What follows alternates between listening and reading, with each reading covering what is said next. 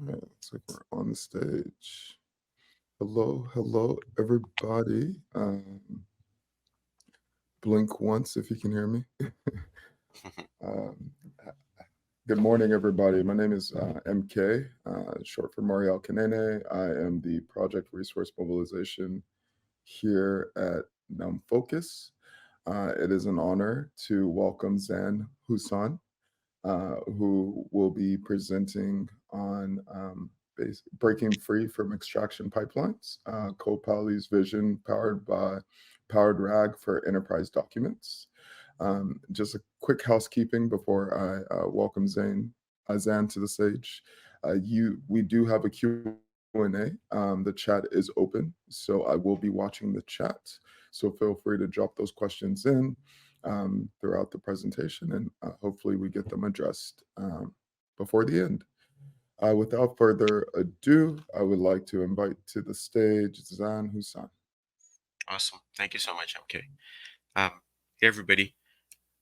So this talk is focused around document RAG, and I'll dive into exactly what that is. So let me just start off with a quick intro. Um, I work in AI and ML. I'm a developer relations engineer at Together AI. Together AI is a company that makes open source models available so that everybody can build with them and build apps around them. Um, I'm an engineer by training. I got into machine learning and data science about 9 years ago now. Probably the most important thing to know about me is that I'm very passionate about AI and teaching and education and about the open source ecosystem. Um, I'd be more than happy to connect with everybody that's listening to this talk. That this QR code will lead you to my LinkedIn. So feel free to send me a connection here. All right. So really the question that I'm going to be addressing in this talk is imagine you have a PDF or lots of PDFs, and those PDFs are very complicated in structure. Uh, they've got financial tables, they've got graphs, they've got all sorts of different marketing materials, and the information is embedded inside. Right? So for some pages, it might just be text, but other pages, it might be visuals, graphics, information, numbers embedded within the text. Right. So a perfect example of this is the NVIDIA's investor deck over here. So if I gave you this and I asked you, I have a question. I want you to find the page, and then I want you to extract the answer. That's a very difficult thing for a language model to be able to do. And so in this talk, I'm going to talk about how I accomplish this using some of the newer models, both retrieval and generative models. Um, at Together AI, we love open source. We're a platform that makes open source models available so that people can build with them. So everything in this talk that I'm going to be using is also open source. And one thing you'll notice is that if I'm using a model or if I'm using any resource, there will be a link at the bottom left here that'll allow you to follow up and click through to the resources that I'm using and then use them yourself if you're interested. So let's just start off with how we use language models right now, right? So a simple use case here, everybody's used the language model like this. If you're in the field, you could give it a question, and then you ask the language model to answer that question, and the language model gives you an answer, right? And this is the basic kind of chat GPT type interface where we can ask questions and we get answers.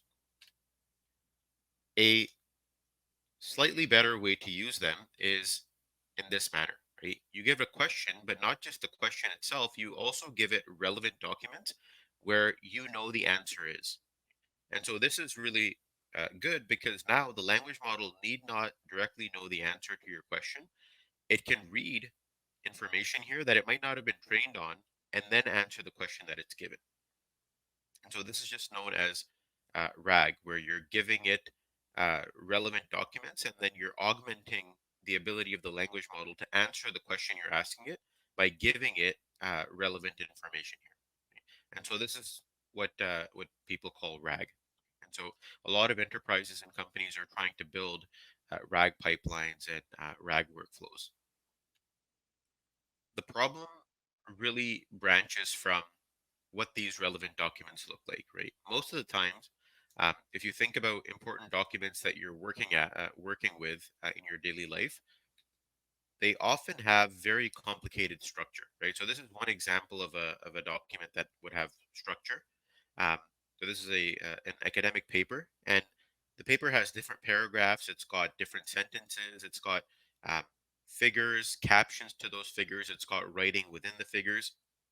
So oftentimes, a lot of the useful information that we work with daily lives inside these complicated, structured PDFs, slides, tables, charts, and graphs. It's not just a block of text that we can give to a language model and then ask it to read it and answer questions. It's often embedded in all sorts of different structure. And usually, it's not easy for a language model to extract useful information when there's all this structure to be parsed. And so the problem really is that we have to deal with this complex structure, and language models can really only take in text, and there's some language models that can take in images as well, right? But we've got this kind of interleaved text image type structure that we've got going on in pretty much all of our important documents. And so the problem is that it's not obvious how we search for relevant information across documents or even within a document, right? Relevant information might live in a caption for an image, or it might be inside the image itself, or it might be in a paragraph somewhere on a page. And then even if we know what image the relevant information is on, we don't know how to extract that and pass it into a language model. And so what people are doing right now to solve this problem is they're building their own pipelines that are quite brittle, right? So if you're analyzing a academic paper, you would kind of build bounding boxes around every single paragraph and every single caption and say, language model, this is a caption, this is a figure, this is an abstract. But this can only work for one type of document, right? And if you think about any typical PDF, um, different pages will have different structure, and that structure is going to break the rules of your parsing pipeline. And so the standard RAG approach up until now, assuming you have text data, so let's just say you have a chunk of text, what you do is you cut it up into small pieces. So you could say, let's say 250 words, 200, and then you take the next 250 words, and then you pass it to some form of embedding model, and the embedding model essentially extracts out the information and stores it into vectors. And then you take those vectors, or embeddings in other words, and you pass them into a database. And so because it's storing the vectors, it's called a vector database. Now your question that you're interested in answering comes in, and it goes to the vector database as a query. And the vector database provides the top relevant pieces of text that might have the answer. And then you go to the language model and you pass it your question, and then these relevant chunks where the vector database thinks the answer might be, and you ask the language model to read over that information and give you the answer. Right? And so I want to take an aside and talk a little bit more about how this embedding model works. So let's go off on a tangent for about a couple of minutes here and just talk about how information is captured in these vectors. So these embedding models, their one main job is to convert data into vectors. So imagine these are all the files that you have on your computer. You can have emails, text messages. You can have images, video files, audio files. Your embedding model, this AI model here, it's going to convert all of these data objects that are understandable and readable and comprehensible into machine understandable formats, right? These vectors. And the vector is just a group of numbers, so you're going to get one vector per email, one vector per image over here. So you get this one-to-one translation of data from human language to computer language in the form of vectors. And the interesting thing about this vector translation, these vectors, is that they preserve the meaning behind the data. So if you have two images on your computer that are quite similar, maybe they're family vacation photos or something like that, the vectors are also going to be quite similar. And so when you plot the vectors out on the right hand side over here, they're going to be physically closer together because the objects have a similar meaning. And if you have two data objects that are very different, maybe you have an email from a hotel that you booked and you have an email from your boss, those two emails are very different in nature. The vectors for those two emails are going to be farther apart, right? So in this illustration, I've shown here how um, you can have the word chicken and the image chicken, these two vectors, these two gray dots are closer together, whereas the word chicken and the word apple or the image of the apple are far apart, right? Because semantically, those two things mean very different things. There's a question in the chat. Are these slides going to be accessible? Yeah, I'll post a link to these slides in the chat here afterwards. And so really what we're doing here is trying to convert our data into vectors, and then given a query, we want to be able to say, okay, where does that query land in our data space, right? Is it closer to the animals here? Is it closer to the fruits? And then depending on what the question is about, we'll be able to retrieve relevant data objects based on their semantic similarity. And so the way I think about it is this embedding model is really embedding your data into using a classification system. Right? If you think about how books are organized in a library, depending on the topic of the book, whether it's about statistics or comparative language or ancient history, there's going to be a very different location in the library where that book is located. So you can think of these embedding models as taking your data and classifying it and giving it a location within the library where it will live with other data objects that are similar to it, right? And the vector search engine, the vector database, is essentially a librarian that sits at the front, and you go to them with your prompt, the thing that you're interested in, and you ask them, give me the top 5 books that are related to this query that I've given you. Right? And then they go out and they retrieve the top 5 books that might be relevant to answering your query. And so right now, if you have a PDF document, what people do is they try to chunk it up and extract out different data objects and then convert those different data objects to vectors and store it in this vector database. And then when you have a question, so imagine this is your PDF document, you're going to extract out different components from this. You'll use optical character recognition to extract out all the text. You might use a layout detection algorithm to identify which text is part of the caption. So for example, this text is part of a caption, whereas this text is just part of paragraphs. So you're going to use this layout detection to identify what text is in the image, what text is in the caption, what text is in a paragraph. And then you're going to generate these vectors or these embeddings for each one of those text pieces individually. And then each one of those text pieces are going to live as vectors in the vector database, right? So this text embedding model is exactly the same text embedding model that I've shown in the previous slide. And the job of this model is just to capture the meaning of this individual piece of text. Right? And so you've got maybe 4 or 5 chunks here, and you're going to get 4 or 5 vectors, each capturing the meaning of the text chunks over here. The problem here is that this optical character recognition and the layout detection pipeline is very brittle.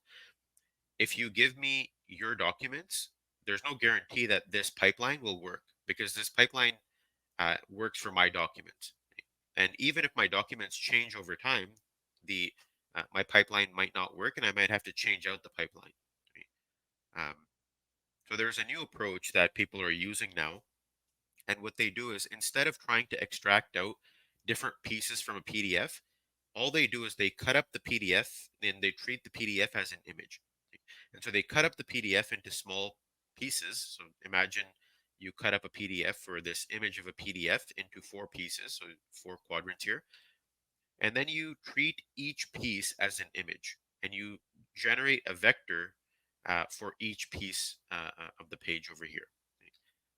And so here, the first vector here corresponds to this slice of your image. The second one corresponds to this slice of the image, and so on and so forth. And so this is the new approach that people are using to RAG over PDFs.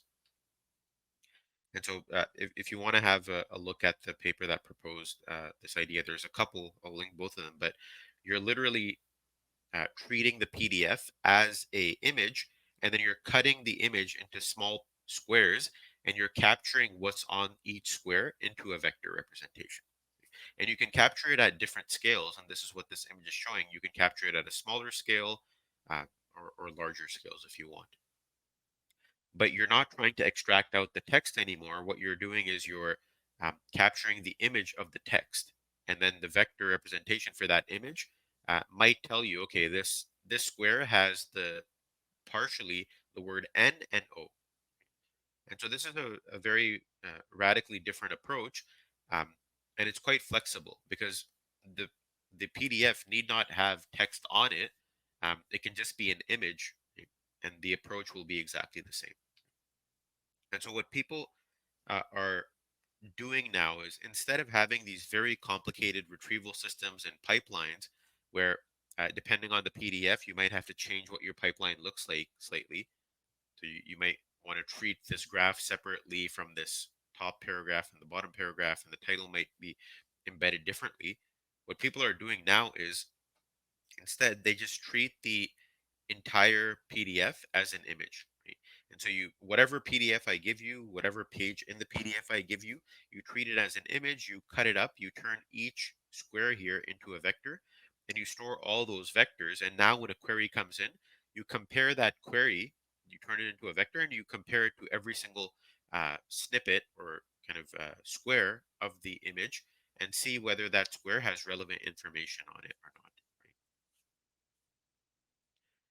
There's a question, any recommendation or experiences on how small or big to make a image patch? Yeah, so this depends. Typically, you don't have to make this decision because the model that you're using here will make the decision for you. Um, and so in this paper, they tried different approaches, and you can have a deeper look at this.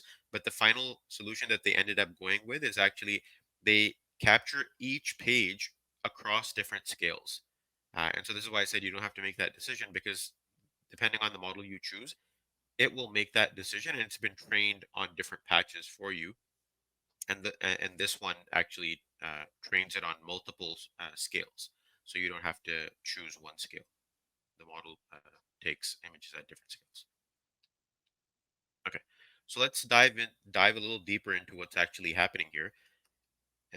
That NVIDIA investor deck that I showed you has about 39 pages. Each page is going to be cut up into small chunks, and then you're going to give it to a language vision model, and it's going to generate these vectors for each single kind of square here. So this is going to generate a 128 dimensional vector for each image piece. And then your query comes in. This is the thing that you're interested in, or you want to get an answer for, and you're going to tokenize the query as well. Right? So this is the first token in the query, the second token, the third token, so on and so forth. So you're going to cut up the query, and now you're going to calculate the similarity between the words in the query and the different image patches. And so this is called a maximum similarity operation, where you want to know which word is most semantically similar to the objects in each patch. Right? So maybe the query is asking about data center, and so it's going to light up, it's going to have a maximum similarity with this patch because this patch actually has the word data center on it, right? Maybe the query is asking about a bar chart, and so these three patches might light up because they have the bar chart on them, and these other patches might not light up. Right? So you're trying to identify where the tokens match up with which pieces of the image. Right? And so this is the interaction between the query tokens and your image tokens here as well. And then for every single query, we can actually take the maximum similarity where the tokens light up with kind of corresponding image patches, and you can add them up, and that's how you get the maximum similarity operation. And this score will tell you how much each page resonates with the query over here, right? You can think of this as how likely you are to find the answer to this question, the query, in this particular page. And so when you do this for every single page, you're going to get a score of how likely each page has the answer to your query on it, right? This is the equivalent of asking the librarian, which page do you think in this PDF has the answer that I'm interested in? You give them the query, they're going to calculate this maximum similarity score for every single page, and they'll tell you the pages that score the highest to the lowest based on your query here. And so this is actually what's happening underneath the hood. So ColPali as a model, what it gives us is we can take our PDF, this NVIDIA investor deck, we can give it multiple PDFs. In this case, I only give it one PDF that have multiple pages, and it will give us which pages resonate the most with a query. Right? So if I give it a query, if I'm interested in a particular question that is covered in this investor deck, it'll rank the pages based on how relevant they are to my query. Right? And so it's an image retrieval model because it's treating each page as an image over here. And so this is quite powerful because now I no longer need to extract out the text in every single image. I can just treat every single image, every single page as an image, and then say which images are relevant to my query. And the query here is in text, and the pages are images, right? This is why we're doing multimodal retrieval. Right? We're doing text image retrieval here. Okay, so I want to cover the rest of this talk with an example to show you exactly how this works, and then I'll leave you with a code notebook that you can run yourself and actually see the magic in action. So my question that I asked, and I tried this for multiple documents, and I tried very difficult queries as well, and it worked quite well. Um, from this NVIDIA investor deck, I wanted to know what the half-year data center revenue results were and what the 5-year compounded annual growth rate for NVIDIA's data center revenue was. And I gave it this PDF. And I know the answer is somewhere in there because I'd read the PDF beforehand. Right? So I want to be able to give this to a language model, and I want the language model to give me the correct answer. Okay. And so in this case, what I did is I took my um, I took my PDF. So in this case, the corpus is just one PDF. It can be lots of documents, and you can scale it up later. And I can give you resources that'll show you how to do that. But for now, let's just say this is one PDF. We're going to take the different pages, and we're going to generate ColPali embeddings for this. So one page will have multiple vectors associated with it. We're going to take those embeddings and we can put it into a vector database. So in the code notebook that I'll link you, um, I'm running an in-memory vector index, so I'm not using a separate vector database. My prompt comes in. The prompt is that question about the 5-year revenue growth for data centers and the CAGR for data center revenue for NVIDIA. And then it gives me the top images where it thinks the answer might be, right? And this uses that maximum similarity operator to identify where relevant information is and where it isn't. So this is the answer so far, right? Given our question, we now have a system that tells us which pages might have the answer to our question on it. And this is quite robust because this pipeline doesn't impose any sort of structure or assume anything about the structure of my corpus. This could just be images. This could be all text. This could be a combination, and it doesn't care. Right? That's quite powerful.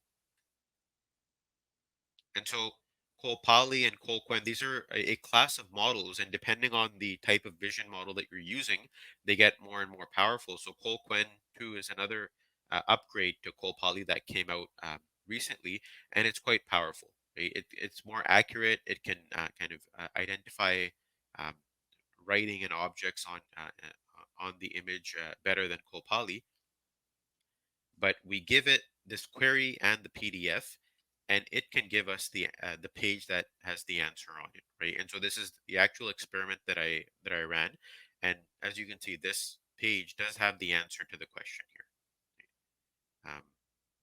And I'll show you the code that ran this as well. But now it gives me a ranking of which pages it thinks the answer to this question might be on, and this is the first page that it ranks highly, probably because the individual tokens resonated with the different information on the page over here.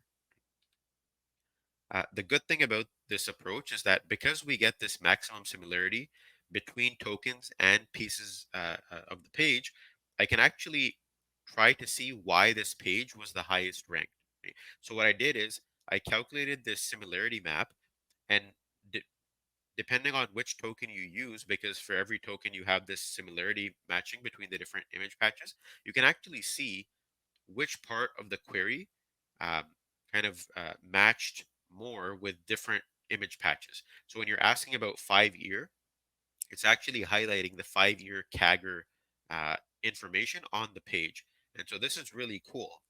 You can actually try to understand how the retriever model is kind of giving importance to the query and looking at information that's relevant on the page. And so these models are quite explainable, and you can ask them why a particular uh, page was retrieved, and you can try to understand whether it's a failure mode or if it's actually retrieving for the right reasons, right? One failure mode might be if you look at these different patches over here, they're just lighting up for no reason, and that might be a problem that we want to look at. But this is the correct kind of location to pay attention to. Okay, so now that we have a way to identify which page has the answer on it, we can take a couple of approaches, right? So what I ended up doing is I found the relevant page, and then you can go back and say, okay, I'm going to try to extract out the information on that page and give it to a language model. I didn't take that approach. What I did is I took the whole page and I gave it to a language vision model. I gave it to Llama 3.290B Vision, and I said, here's a page, you can look at it and you can try to extract out the answer for me. And so I got this page and I gave it to my language vision model, and then I also gave it my question, and then I just said, try to find the answer on it. Okay? And it did quite well. So depending on the task that you're after, this might work, this might not work. I tried it with different documents, especially with documents that have a lot of text on it, and it seems to work quite well. So the entire workflow looks something like this, where this is your retrieval pipeline, where you have a query, you have the corpus that you're retrieving from, and you have a way to retrieve the top pages. And then you take those top pages and you can give it to your language vision model, and then it now generates the answer for you. Right? And this is actually the right answer. You can, if you look at this PDF afterwards, you can actually see that these figures come from different parts in this image, and it's extracting it appropriately. If you want to have a look at this in action, you can actually this QR code will take you to that repository. This link will actually take you to the repository as well, and you can have a look over here. So the one that I'm talking about is this one, multimodal RAG, with the NVIDIA Investor Deck. And so this shows all of the code running, and you can run it yourself, and you don't have to take my word for it. So I index all of the pages, all 39 pages go into my in-memory vector index, and then this is my query. And so it gives me a ranking of all of the pages from most relevant to least relevant. And page 25 is this page that has the highest score. Um, and then I try to take that page. I take this page and I give it to Llama 3.29 dB Vision, and I ask it to answer the question, and this is the answer that it gives me. And what would be interesting is take your own PDFs, try to run this notebook with your own PDFs, and then ask it different questions. Um, and I was surprised at how well this worked just out of the box without fine tuning the retrieval model. Right? That's another kind of the next step that you can do. But even without fine tuning it, it works surprisingly well. Okay, so have a look at that, and yeah, that's the end of the talk. Let me take a couple of questions that were in the chat over here. So another question is, does this approach utilize a multimodal embedder model to convert the chunks and prompt to the vector embedding? Yeah. So ColPali is a multimodal embedding model. It can take in both text tokens and image tokens, and it can kind of project them into the same vector space. What is the result with math equations? I'm not sure what the question means there. Have you tried a graph rag setup? I have not tried a graph rag setup to solve this problem. I think the problem with a graph rag setup in this case is actually the graph setup for this will be so complicated and will depend so heavily on the structure of my page, that again I'll have the same problem. Right? I'll have this pipeline over here that looks something like this, where it will only work for my documents and nothing else. And even if my documents change, it won't work. And so with this particular approach that I presented, you can take any PDF and you can you can take that notebook and you can drag and drop your own PDF in there, and it'll work well. Right? Any more questions? If you do think of questions later on, feel free to connect with me here. I'm more than happy to take a call, or let me go to my LinkedIn here. Feel free to connect with me here. I'm more than happy to chat online, or set up a virtual call as well. Thank you so much, folks. Hope this was useful.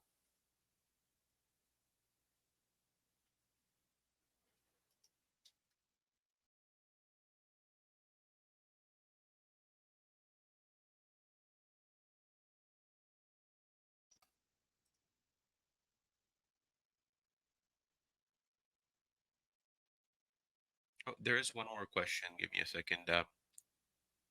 So the one question that Tim is asking is Maxim supported by vector databases like Canon?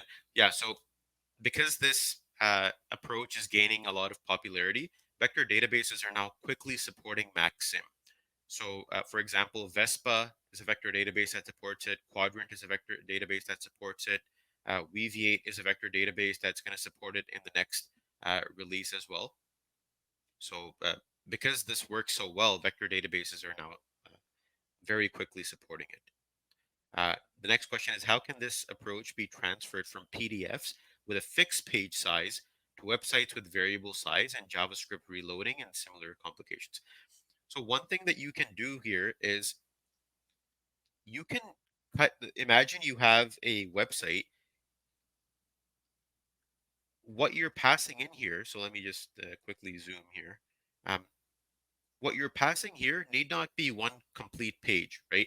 It can be a piece of a page. So if you're talking about a website, you can literally just take a screenshot of the website and you can embed that as an image. It's basically the equivalent of what they're doing here.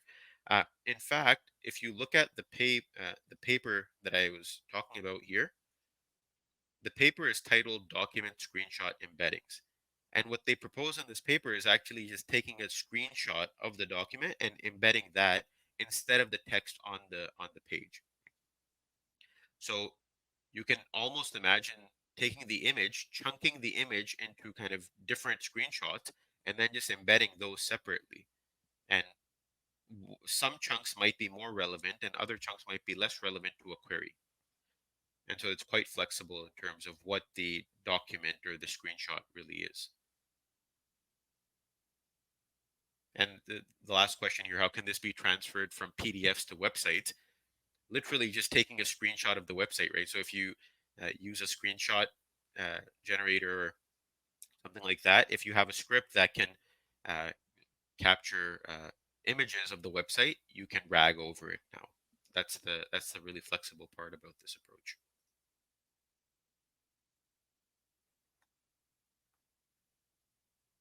Does it also work on PDFs having handwriting? Yeah, so this is a good question. Um, this is something that I haven't tried, but there is a leaderboard where they did. I believe they have some components in this that do test for that, right? So if you're interested in these types of models, I would look out for uh, I would look at this leaderboard. So I can paste this here. This leaderboard tells you which models are the best to do this with, right? And so the one that I was using in my demo is actually this guy, Colquen, this one. There's a couple of models that are a bit better and that have come out afterwards, but this is one of the best ones here. Um, and so these are all out of the box, right? If they don't work well for your application, then you can fine tune it and make it better, right, for handwriting. Right, folks. I think that's all the questions that we have. Um, we'll take one last question and then we have to wrap it up here. So what are the formats generated by ColPali? Do they give a snippet of relevant result pages? They actually tell you which page has the answer on it, right? So here, for example, if I give it a question and I've ingested all 39 pages into my index, it'll give me a ranking of each page and the score for how the higher the score, the more relevant it thinks that page is to this query, right? So it thinks page 25 is the most relevant, then 24, 28, 32, and 31, right? So it gives you a ranking. And if I had asked for more pages here, if I just said k equal 5, but if I said k equal 39, you'll get a ranking of how relevant each page is. And then you can extract out information from that page however you'd like. All right, awesome. So I'll wrap it up. And if you have more questions, I'd be more than happy to connect with people.